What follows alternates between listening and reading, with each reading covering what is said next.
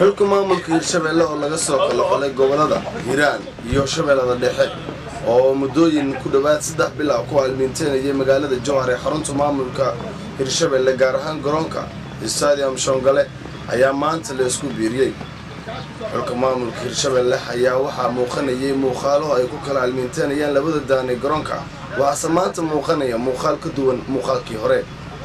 labada macallin ee ilaalinaya xulka maamulka Hirshabelle oo la hadlay telefishinka bulsho ayaa sheegay in la isku biiriyay labada garab ee ka soo kala jeeda Hiiraan iyo Shabeellada Dhexe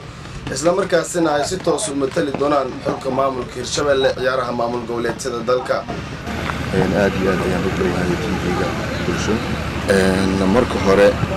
wax la yiraahdo khilaaf ma jirin sababta labada dhinac loo tababarka uu sameeyay waxay ahayd gobolka Shabeellada Dhexe ciyaartooydooda magaalada Jowhar oo selection-ki u dhimaa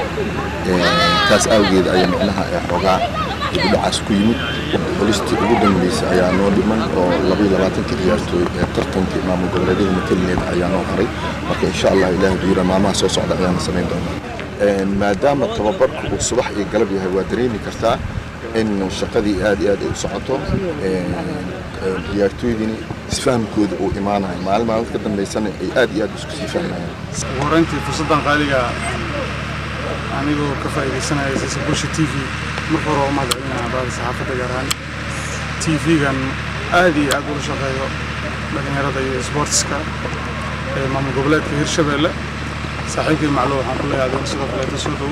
runtii dadku waa dad wada dhashay walaalo ehel ah abti iyo wiilkiisa ah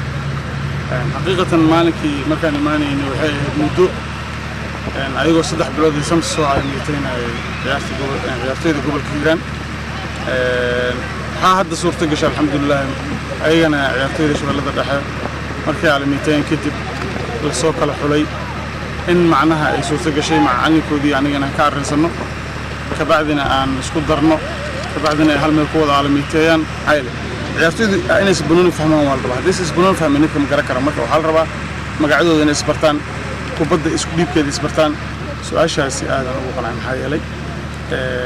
ciyaartooyda Puntland oo kaleeto markii la xareeyay anaga kuweena ma xareysnayn sida Banaadir oo kaleeto ayadana markii la xareeyay ama Jubbaland oo kaleeto ma xareysnayn shalay dawladdan oo dawlad curduna sida ka warqabtay Hirshabelle madaxweynaha isla qabsi badan iyo dagaal badan kadib madaxweyne cusub la doortay la baarlamaanka Hirshabelle ay doorteen madaxweynaha isbaayi madaxweyne ku xigeenka labadaba way ka maqnaayeen magaalada Jowhar marka wallahi waxaan rajaynaynaa insha Allah madaxweyne ku xigeenka maadaama aan ismaqalnay haduu Ilaahay yiraahdo aanan kulan qada aan wada qaado doono. ciyaaraha maamul goboleedyada dalka oo muddo yar ay ka dhiman tahay ayaa diyaar garowgiisa si weyn waxa looga dareemayaa deegaanada maamul goboleedyada dalka isla markaasina waxa si weyn isu diyaarinaya